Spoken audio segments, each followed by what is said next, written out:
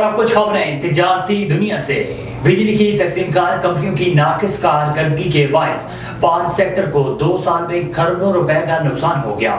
ذرائع وزارت توانائی کے مطابق پاور سیکٹر کی ناکام پالیسیاں اور ڈسکوز کی ناقص کارکردگی کی وجہ سے کم ریکوری کے باعث 2 سال میں 708 ارب گردشی قرضے کا حصہ بن گیا۔ 2 سال کے دوران پاور سیکٹر کو 253 ارب روپے، رواں سال ڈسکوز کی خراب کارکردگی کے باعث وزارت توانائی کو 160 ارب روپے کا نقصان ہوا، جبکہ گزشتہ سال ڈسکوز نے قومی خزانے کو 133 ارب روپے کا نقصان پہنچایا۔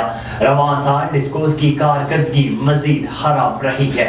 نگران وزیر اعظم انوار اللہ کاکڑ نے کابینہ کمیٹی بین الحکومتی کمرشل ٹرانزیکشن کی بھی تشکیل نو کر دی۔ وزیر خزانہ شمشاد اختر کو کابینہ کمیٹی بین الحکومتی کمرشل ٹرانزیکشن کی سربراہی سے ہٹا دیا گیا۔ وفاقی کابینہ کی منظوری کے بعد باضابطہ نوٹیفیکیشن جاری کر دیا گیا۔ وزیر نجکاری کابینہ کمیٹی بین الحکومتی کمرشل ٹرانزیکشن کے سربراہ مقرر کر دیے گئے ہیں۔ دیگر ممالک کے ساتھ حکومتی سطح پر معاہدوں پر مذاکرات کمیٹی کے TORs بھی شامل کر دیے گئے۔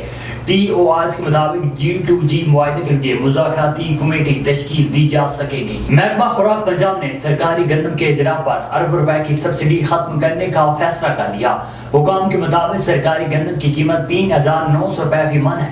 15 اکتوبر سے فلاور ملز کو سرکاری گندم کی فراہمی شروع کی جائے گی، جس کے بعد 1000 آپریشنل فلاور ملز کو سرکاری گندم 4450 روپے فی من فروخت کی جائے گی۔ حکام کا کہنا ہے کہ سرکاری گندم کے اجراء کے بعد 20 کلو آٹے کا تھیلا 2600 روپے میں فروخت کیا جائے گا، جبکہ اوپن مارکیٹ میں 20 کلو آٹے کا تھیلا 2750 روپے میں فروخت ہو رہا ہے۔